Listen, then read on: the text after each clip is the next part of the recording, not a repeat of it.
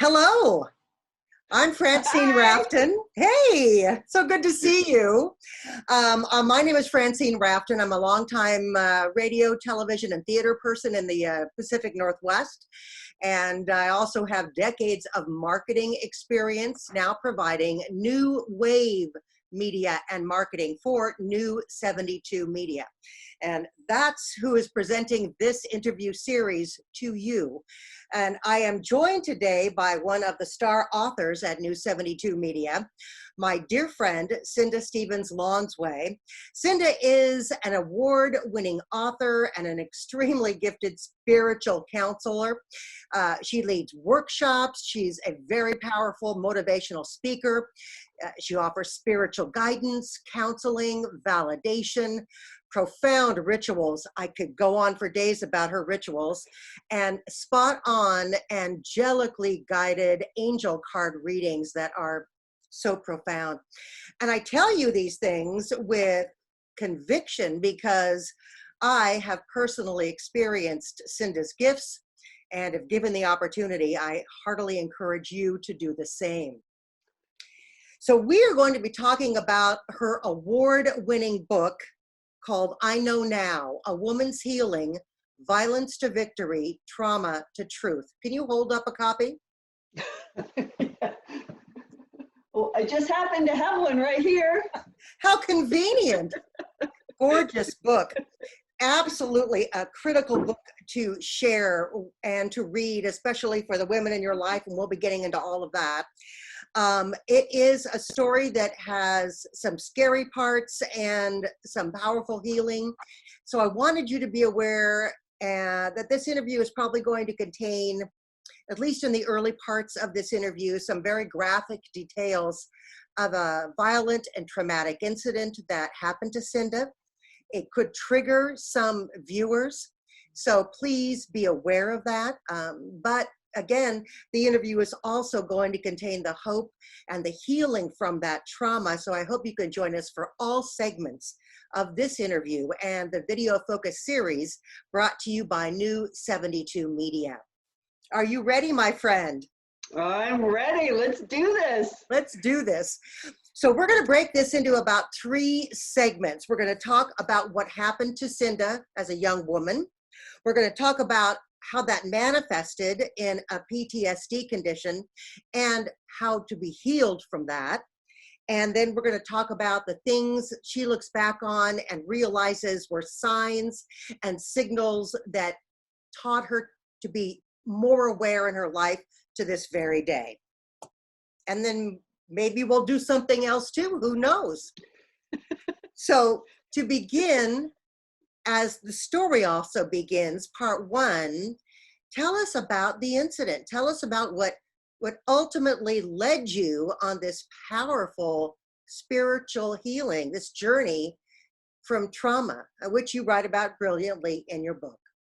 Thank you, Francine. Thank you for this opportunity, and thank you to New 72 Media.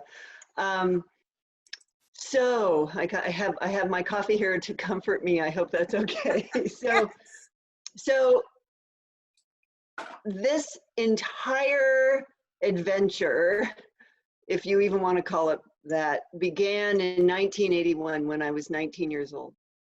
And I had just moved to Portland with a friend of mine. She and I had dropped out of college at Oregon State University and moved to Portland.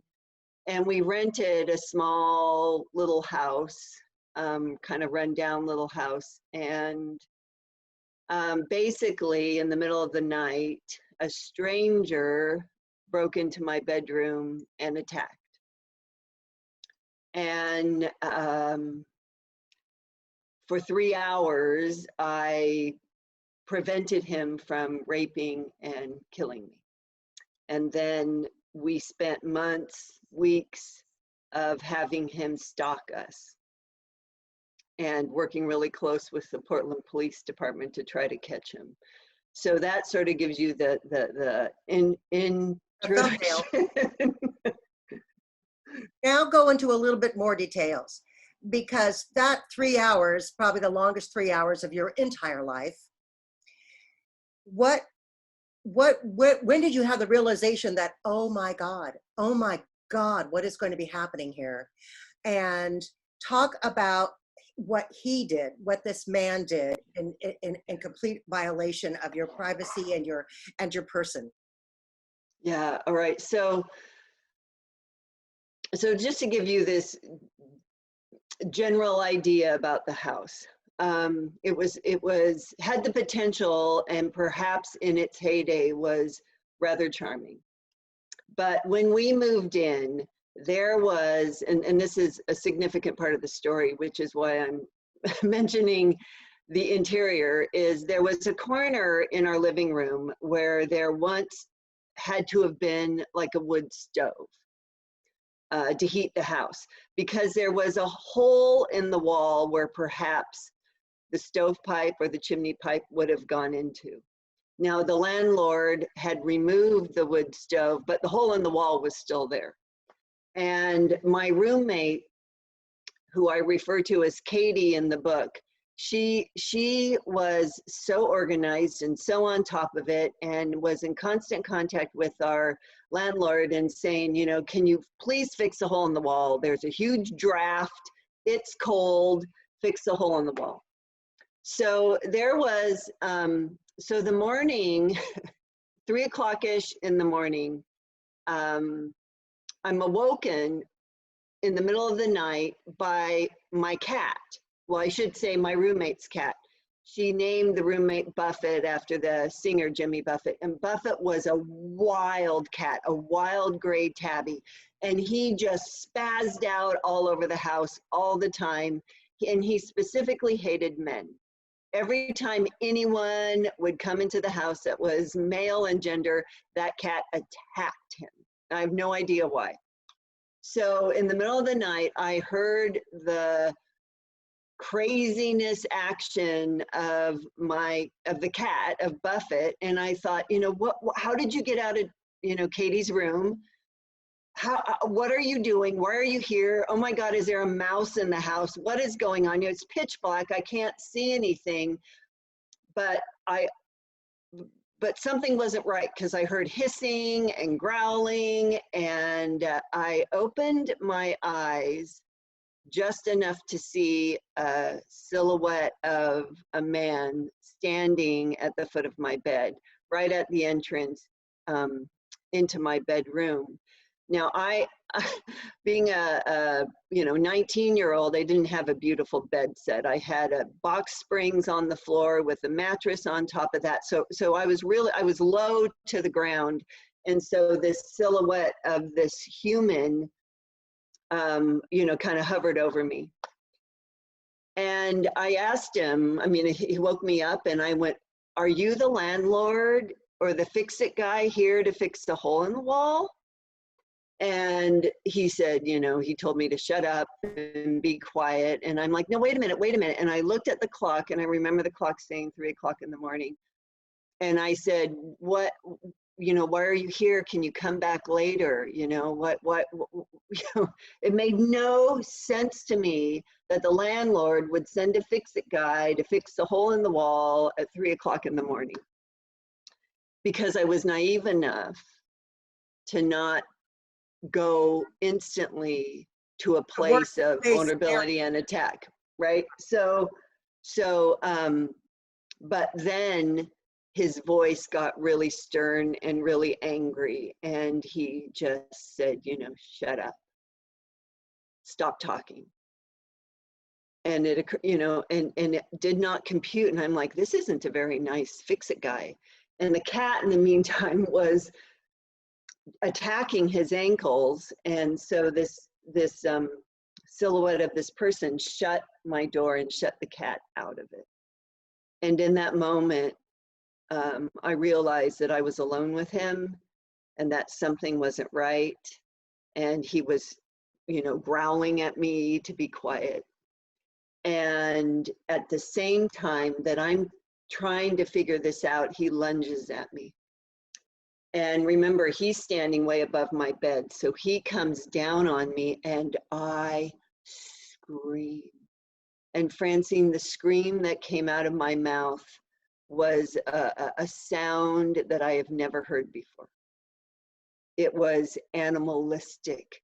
It came from a part of me. I mean, even just thinking about it and remembering it, it's just like the scream was foreign, and it was, but it scared the crap out of him, right? So he now is above me, throwing me on my back, and he has his hands over my mouth, and all of his weight is on my mouth. Now, do you want me to keep talking like this? Yes, yes. Take us through the incident. And I mean, so your roommate did not wake up when she heard that, she didn't hear you scream.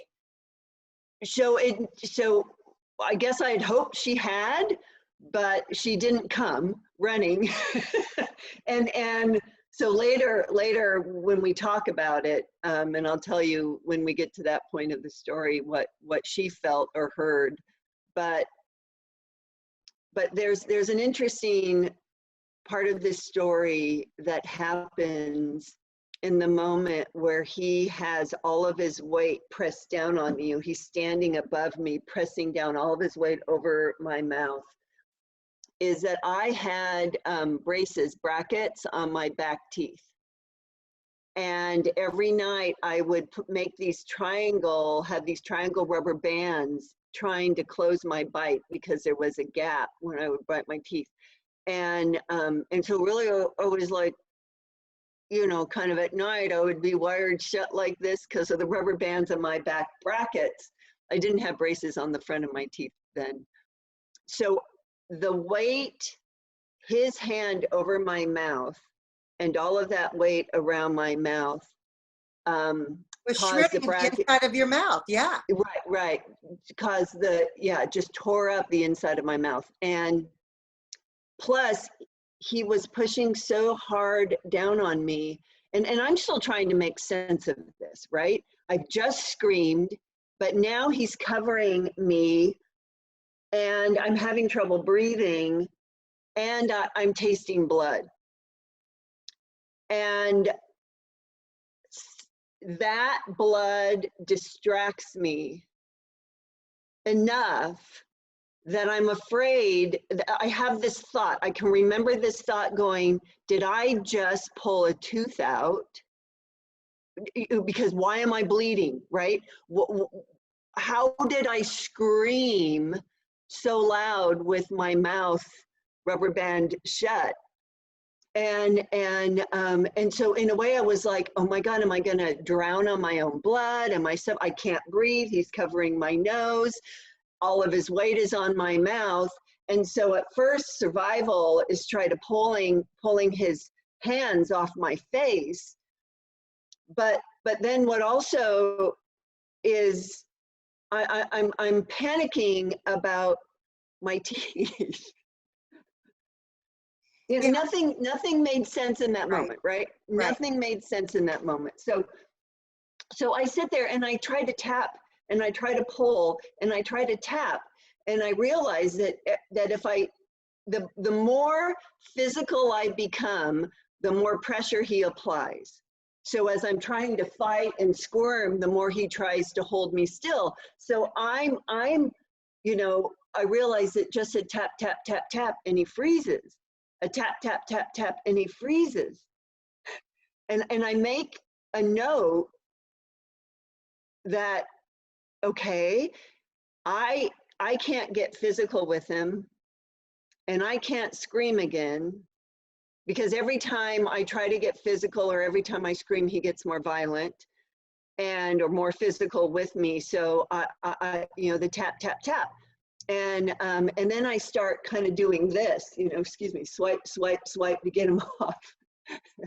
and he stops. He stops.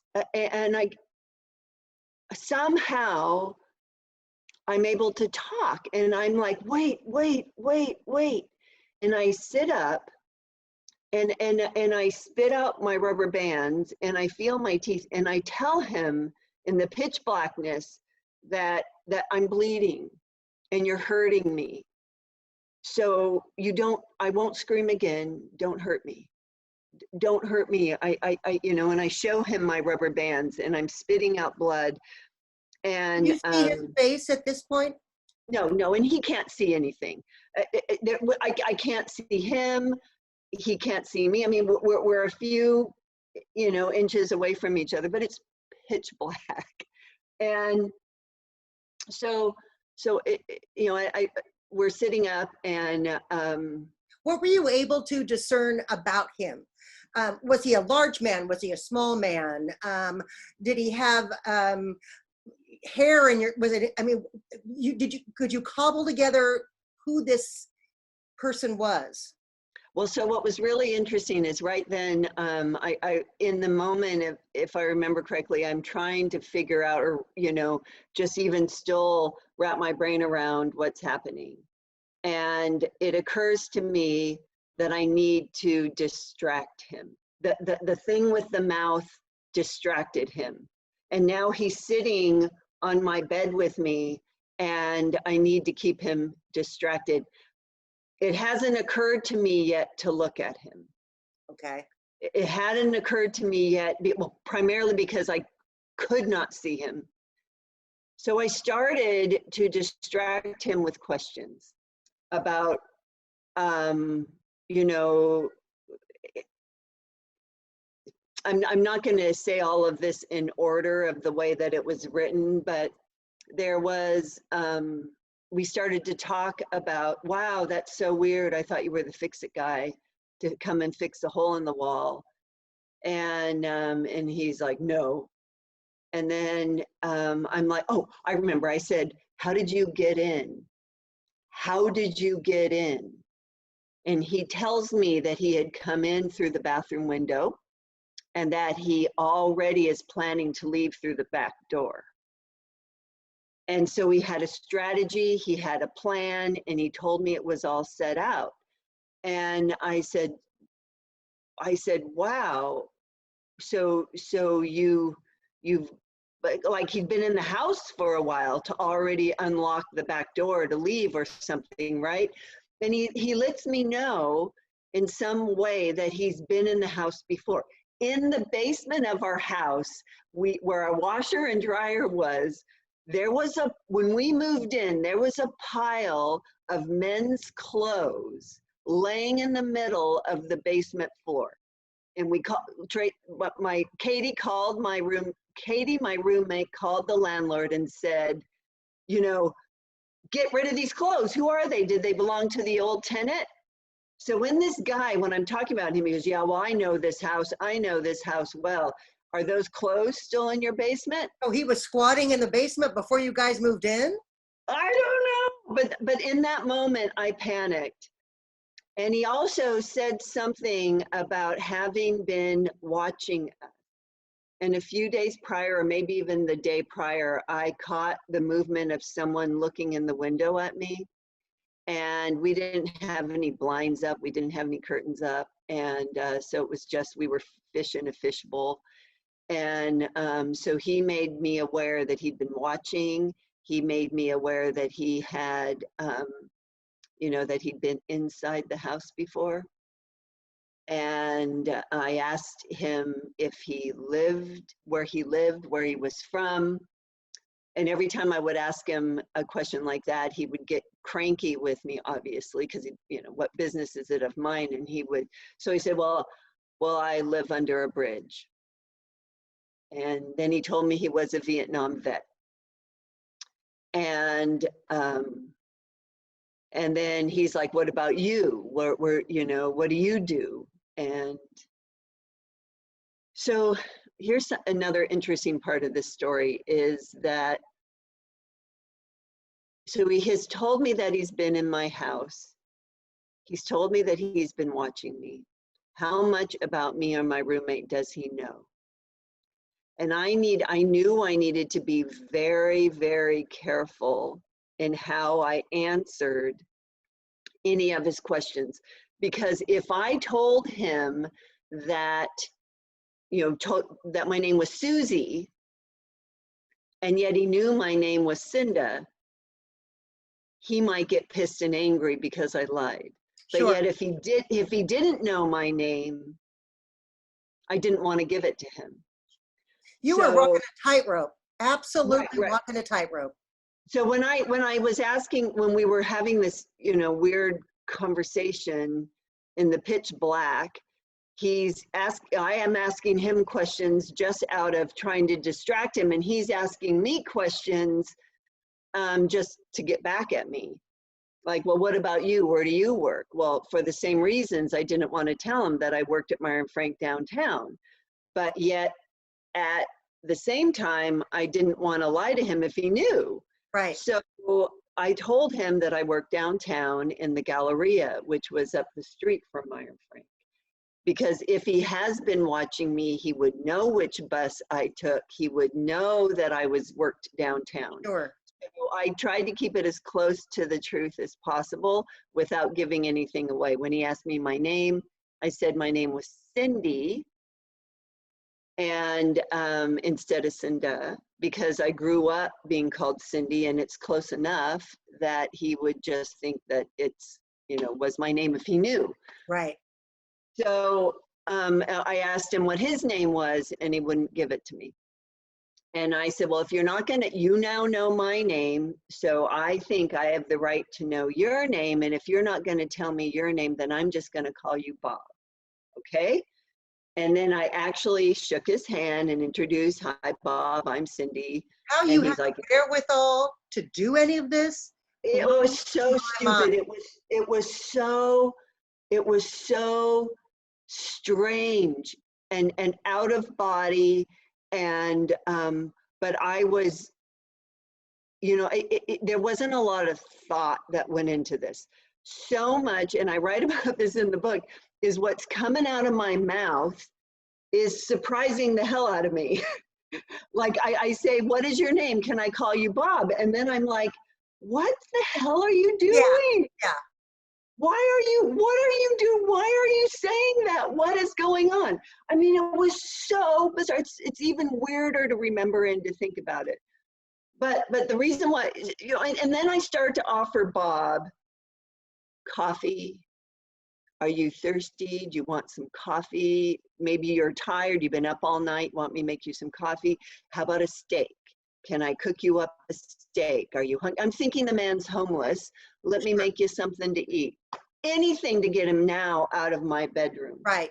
And he's like, I don't want any of your frickin' steak. Are you kidding? So he didn't say frickin', are you? And then he had it, and he lunges and he attacks me again. There were 3 different lunges of attack that I was able to manipulate myself, sit up, and then immediately start distracting him again. So all these little distractions and this conversation might have happened between the different wrestling. But in the final one,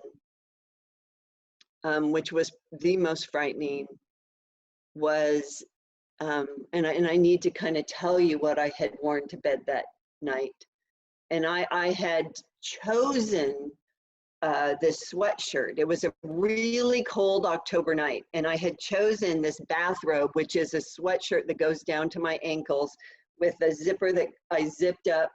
So I was completely naked under this giant sweatshirt, which was really a bathrobe, but I wore it as a nightgown that night. So when he lunges, like he's had it, I'm done talking, he lunges and he rolls me over and he grabs my sweatshirt and pulls this up. I mean, it's a bathrobe, right? The length of my body. And he pulls the back of it up around the front of my head. My hands are still in the robe. The back of it is over my head. He's pushing me into the pillow and he is tightening the robe around my throat. And he is straddling me, if not kneeling on my back. He's trying to render me unconscious and he is strangling me. And I, drift in and out. I remember a moment of giving up. And then I'm trapped like in a straitjacket, and he moves in such a way that allows me to pop my head sideways so I can get a breath. And because he was trying to push my head and hold my body and smother me in my mattress, as well as strangle me around my neck. And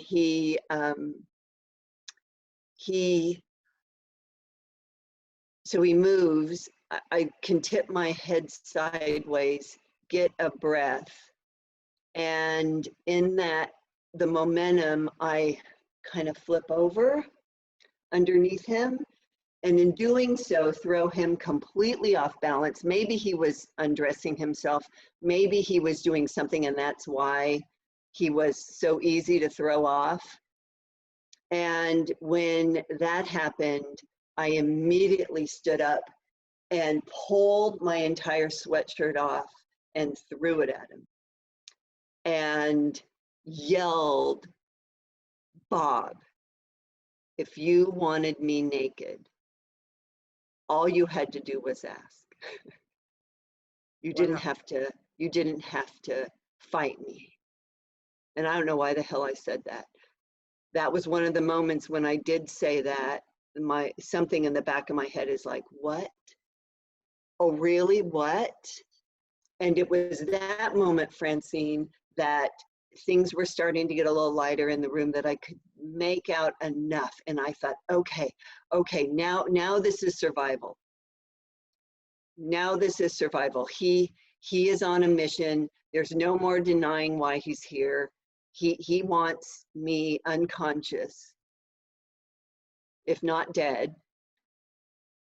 And I've got to save my life. I've got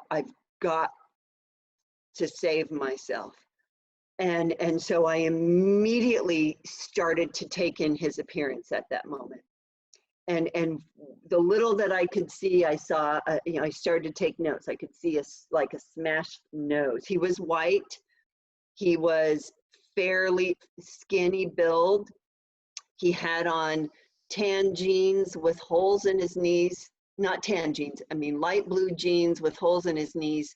He did come in with like a denim shirt, button-up chambray shirt, but it was off. And he had on a knit cap, and I could tell by the silhouette, when someone puts a ponytail up and then puts a cap, they have a bump in the back of their knit cap. There was a bump in the back of his knit cap. So I knew he probably had long hair, and the little that I could see coming under the knit cap was light, either blonde or grayish, really light brown, curly, frizzy hair. And so I was taking all that in. But every time I would look too closely, he would start to get really uncomfortable, and I could begin to feel his energy, I guess. And so I started to talk with my hands. So he would look at my hands so I could scan what he looked like. Because, I mean, if I get out of here, I'm getting this guy caught, right? If I survive this, I'm getting this guy caught. And so I'm talking, so he's looking at my hands, wondering what they're gonna do. And I'm like, okay, gray hair, cap, thin, white, broken nose, the little that I could see, You also talk about some of the characteristics that only somebody who had lived a horrible and a nightmarish situation like that would remember, but his smell and his breath. And these were so graphically talked about that you could literally get the image in your mind when reading your book. Yeah, thank you for bringing that up. I don't quite remember exactly when it happened. It might have been during this last phase, where there's a few times he tried to lunge at me, and I remember putting my hand up and stopping him, right? And so my hand is on his bare chest, and it was just this awful feeling, but I held him. I held him at a distance, and he's like, you know, whatever at me, and I got a whiff of his body odor, unbathed body odor, which was so nauseating. I got a whiff of his breath, which was stale alcohol, cigarettes, and the combination of all of that was just, Yeah. you know, I mean, it was so sickening. And forever, if ever I smelt that on anyone, like in a bar situation or anything, it would Oh no, send you're me right in a, back there. Right back there. it would send me in a tailspin. So then I remember just this wave of nausea because it was so, when we were that close where I could smell him, and I could tell that he was getting tired. I was tired. Did you have a sense of how And long you were there with him until, did time kind of stand still until you were able to resolve this? I mean, well, 3 hours what's is in, a lifetime in this situation, but were you cognizant that that's how much time was going by? so the reason why I remember 3 hours so perfectly is because immediately after, when the police came, you know, I knew it had been 3 hours. I had done the math. But now when I started to write the story, you know, trying to figure it all out, is what ended it was a sound that I, you know, said was my roommate waking up, and she would have woken up around 6 o'clock. Hmm. And I know that it wasn't any later than that. So I remember 3 hours, which meant he broke in at 3. Now it could have been 5:30 to 2:30. It could, you know, the actual time doesn't matter. I put in the writing of the book, I put in the times so people could see that it was 3 hours. But there is one part of this story that I think is really important to share, and it's the worst of it, is he is acting tired, and I know that one or two things are going to happen. He's just going to get up and leave and say, "I'm out of here, bitch. See you later." But there's no freaking way he's going to do that, right? So the only way he's going to leave is if he Gets what he wants. finishes, yeah, gets what he wants. And I knew that there was a countdown happening, right? And I had exhausted all options.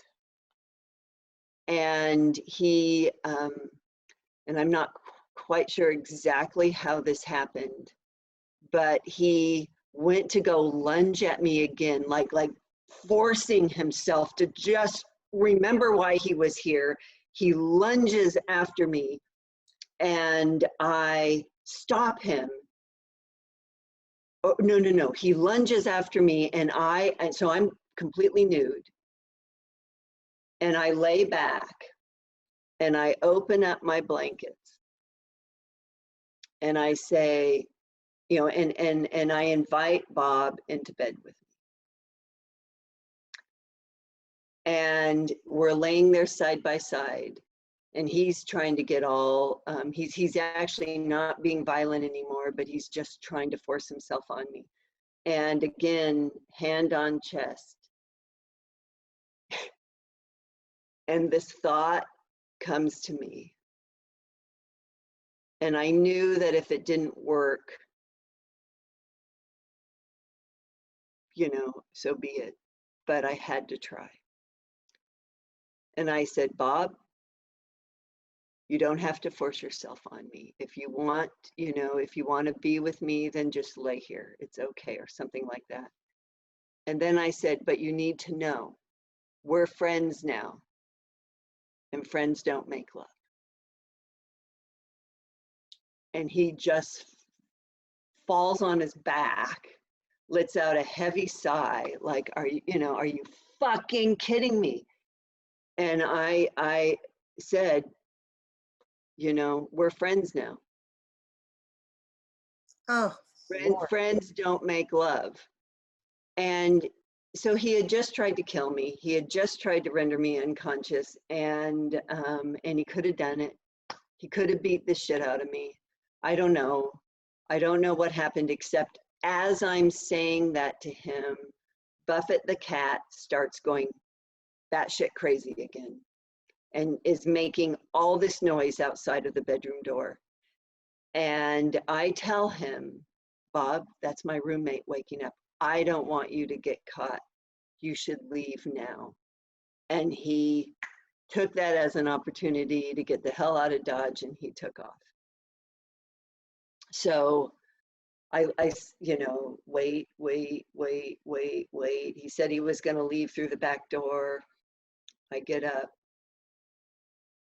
I put my bathrobe back on, the big sweatshirt. I go, there's the open bathroom window. My roommate is not up. I go and the back door is open.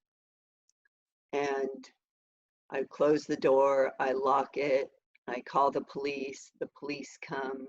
I wake up my roommate starts screaming and screaming and screaming. You had asked, had she heard the scream? She had heard something had woken her up. She heard voices and she thought it was my boyfriend visiting, but she didn't do anything. So then weeks, he follows me to the bus. He follows me to work. I escape. He doesn't actually follow me to Meyer and Frank. He rides the bus. I go into detail about all these different scenarios. But the one that's really interesting is I'm walking to the bus after like 2 or 3 days later, and I'm walking to the bus, and a black and white dog runs out in front of me. And it's a kind of a busy neighborhood, so dogs don't run loose. And so what is this dog doing here? And I hear someone call the dog back and say, "Hey, Cindy." And I freeze, because I don't know if the dog's name is Cindy or if that's someone calling me. Right. And I choose to believe it's the dog. But when I get to work, I contact the detective that had been assigned to my case, and I tell him the whole story. And so he appears and undercover and follows me home off the bus. And eventually they never caught him, and we move out. And how did you even go back to that place? I could not ever sleep there again. Yeah, that was pretty stupid. So after the police came, they actually had me identify a man that fit the description of Bob, but it wasn't him. And that in itself is a whole other story that I don't need to get into now. But when my roommate, then Katie says, "We need to go and we need to tell your parents." And so we drove, and I told my dad. My parents were divorced, and my dad was a physician in Albany.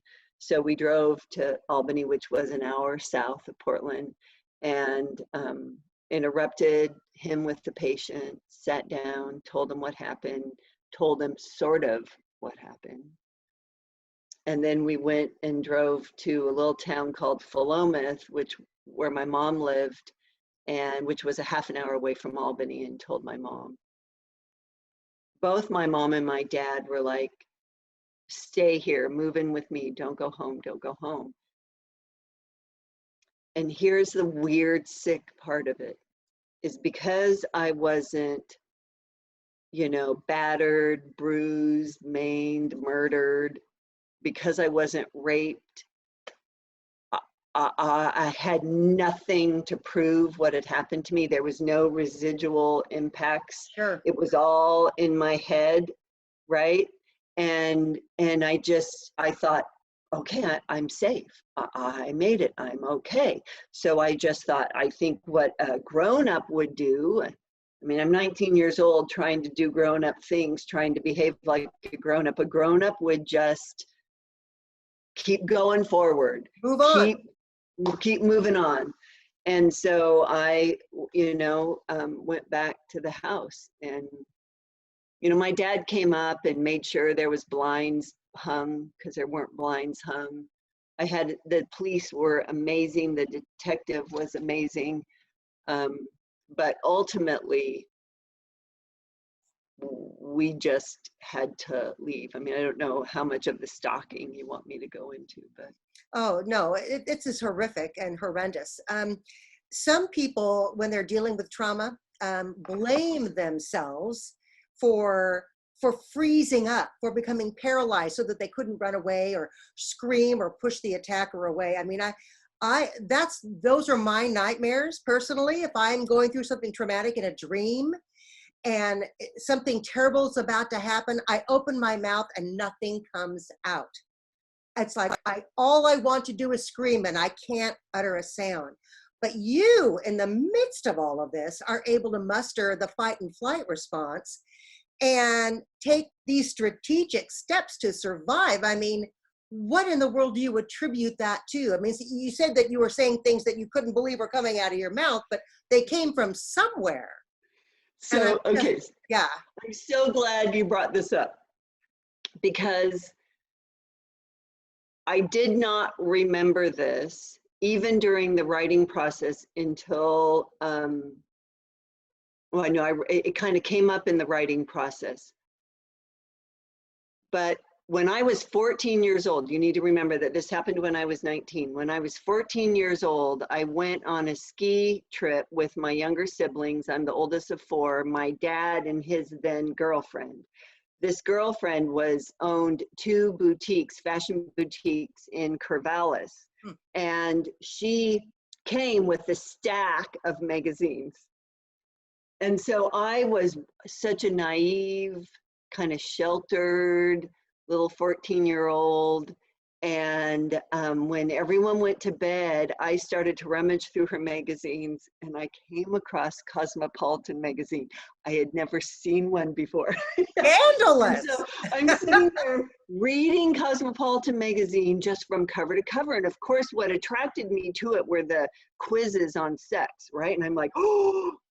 And inside the middle of this magazine was a 9-page article titled "How to Say No to a Rapist and Survive." And I read that article cover to cover. Well, I read the whole magazine cover to cover, but I read that article and set it aside, put it back in its pile so my dad would never know I read that magazine. And when I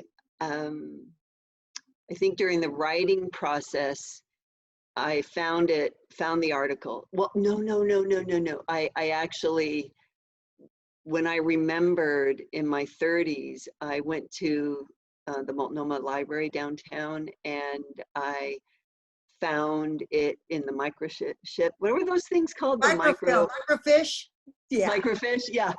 And they actually had a copy of the magazine at the library, and I took copies of that article again and reread it for the first time in my 30s, for the second time in my 30s from when I was 14.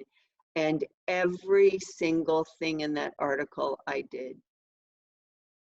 The last thing it says in that article, there's 5 major steps that this particular author tells, vulnerable women to do. And one is to distract. Number 2 is to treat them as if they are a friend or a companion of some kind, so you don't put them on the defensive. I can't quite remember all 5. I go into the detail in the book, but the last one is, one of them is, don't let them take you to a different location, right? But he wasn't going to take me anywhere. He was where he wanted to be. but one of them was, if your only option is to succumb, do. If your Stay only alive. option, Yeah, you stay alive. stay alive, stay alive. And that was when I invited him into bed with me. So I think what was happening is when I would say something to distract him, I was pulling from my database of this article that I had read without even remembering the article. It's not like I said, what did that article say? It just came to me. And then this part of me was like, what are you saying? What are you doing? What is going on? I mean, but technically that article saved my life. And then in the writing process, I went on eBay and actually found the actual magazine, and I don't know why I don't have it handy right now. So. Oh man, that's incredible. I mean, that is incredible. And must have made an impression at the time you read it, and just so much so that you just literally filed it away for future reference. It's just uncanny. You never know the impact that your story, that one story might have on another. And so I knew that when I started to write my story, that part one would have to just be about the attack. I knew I wanted to tell my story chronologically because I needed people to know what happened. And so I wanted to do it in the best. Healing even that much more profound. When you are actually living through the attack moment by moment, by the time you get to the healing, it's just unbelievable, the actual 180 that takes place within you. And I'm teasing that we'll talk about this because it is profound. Just a couple of other questions. You said that when you told your mom and then your dad, and you felt to be a grown-up, you just had to let it go. I mean, you know, okay, it happened. I'm not going to speak of it again. And family members of trauma victims often are like that. They don't want to put their loved one through the trauma again, so they don't want them to talk about it and speak of it. But you are ardent in your feelings that it is vital for victims of violent crime or trauma to speak up and to speak out in order to heal. Why is that? Yeah, okay, so yeah, thank you so much for bringing that up.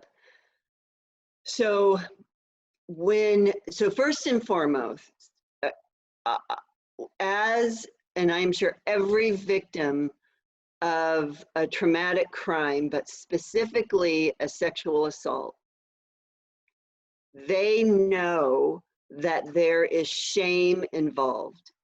And we live in, you know, to shame the victim society.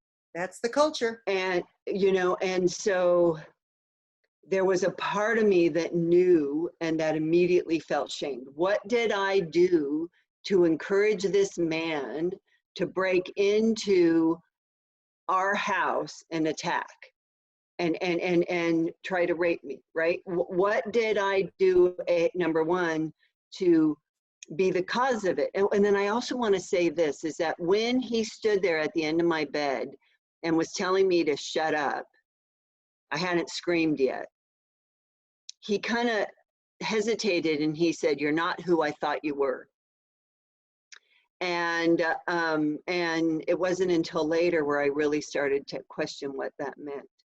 But, and I'll get back to that in a minute. So when I went to go tell my dad, my roommate was with me, and we're in his office, and he was a man that I love so much, and I didn't want to disappoint him. I didn't want to have him you know, to just, I didn't want him to think less of me because of what happened, or what I might have done to attract this man to attack me. So when I told him, it was imperative that he know that I was okay. I also didn't want to scare him. I also did not want to scare him. So it was imperative to me that A, he not be disappointed in me, and secondly, that I not scare him. Because as it had just happened, I had just identified, I tried to, identified a suspect. I get in the car, my roommate drives me an hour away. I'm processing with my roommate.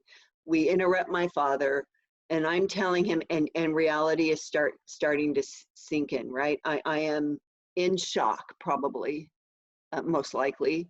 I remember my roommate watching me, just waiting for the ball to drop. When is it gonna hit her? Because she was freaked out. Like I told you, when I woke her up, she just woke up screaming, wow, no. And I'm like, oh my God. And when I saw her reaction, it was like, now I need to take care of her. I can hardly take care of me. And now I need to take care of my father. So I'm only going to tell him enough of what happened. I did not tell him about getting naked. I did not tell him about getting strangled or suffocated. I just said that I was attacked in the middle of the night. The guy left, and I'm okay. I'm okay. And my dad's reaction was, well, I'm not one that believes in guns, but if I had a gun, I'd kill that son of a bitch. And in that moment, I thought, oh my God, my dad would kill for me. And that was kind of okay. But still, I didn't tell or expand upon the truth, the extent of the truth. So then we go and we tell my mom, and my mom is my mom. And I instantly, oh my gosh, hi, what are you? I didn't call them. I didn't let them know I was coming. So this was a complete surprise. And there's my mom, and she's my mom. And then I break. And the worry that came, I mean, she grabs me, she sits me down. My roommate is like, thank God, it's, she's finally feeling it. And my mom is so scared, so worried about what's going on that I, that again, I need to take care of her. Sure. I'm the victim, and yet I need to take care of my mom. And I don't want to scare her more than she's already scared. So I tell her just enough. And then I contact my boyfriend who lives nearby. He comes over and I tell him what happened. And, but just enough, because I don't want him to know that I was naked with this monster. I don't want him to know that, that man's hands were all over my body. I wasn't going to tell him any of that.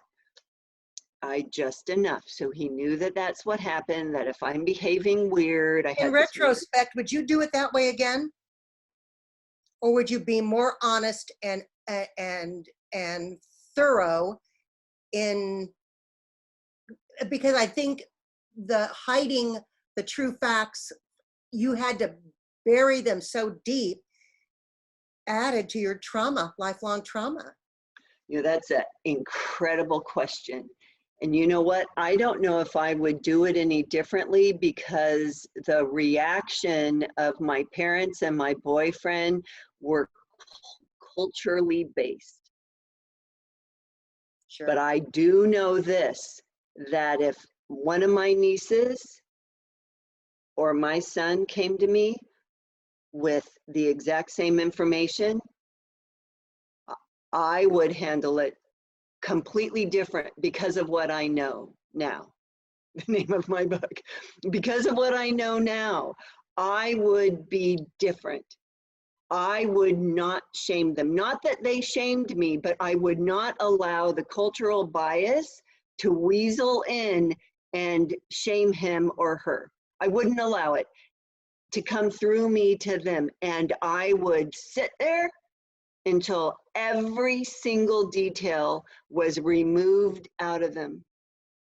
Every single, tell me more, Tell me more. It would not scare me. It would hurt. It would be awful. I wouldn't want to hear it, but I would require it. Tell me. Tell me. Okay, you're leaving something out. That, tell me more. Tell me. Tell me. Because you are so right, Francine. Because I kept so much of it inside me, when it did finally come out, it freaking messed with my head. It messed with my head and had, you know, and yeah, so I would deal with it differently. I would not allow my child or my niece to go back home. I wouldn't allow it, no matter how much of a temper tantrum they would have thrown. I wouldn't have allowed it. My mother was dealing with her husband, who was very sick with cancer. She didn't have the manpower or the emotional wherewithal to I mean, and so, I mean, there's no hard feelings there at all. She was going through her own trauma, and I also was trying to take care of that, you know, of her, and not trying to be another burden. You know, I think what is so, the parallel that the Cosmo article had such an impact on you, unknowing at the time, that I think your book is the Cosmo for women of today. I would need to read it. These are women, I mean, unfortunately, your nightmarish experience is not the exception. It happens to too many women with even more horrendous outcomes than you experienced. So would you agree with me that it is so imperative, if you've got a young person, a young woman in your life, if it's a daughter, if it's a niece, if it's a friend's daughter, they need to read this book. They need to read this book. There is something very naive about a young woman going off to college, living her own life and independence. And 19 is a very vulnerable age, 18, 19, and 20, and especially in college. And to have a toolkit, you know, to have some information like I did with that Cosmopolitan magazine, that, and so in the book, not only am I talking about the Cosmopolitan magazine and I break it down into the 5 steps, but I also talk, you know, they'll read about how I survived, how I protected myself. Right. And they will also see my stupidity. They will see how naive I was. They will see how trusting I was. They will see, and yet at the same time, how brave I was. And it, you know, it's just also stupid. I would deal with everything differently now, but it is what it is. And if my experience, if my experience can save someone else, be their Cosmopolitan magazine, I really appreciate how you said that, then that would be pretty incredible. So yeah. Well, and not only that, as a kind of an imprint, just to have, again, to recall when you need, but also where and how, and the miraculous transformation through the healing process that happened to you. That is jaw-dropping. It's just jaw-dropping. And that, my friends, is what we're going to talk about in the next segment of this interview.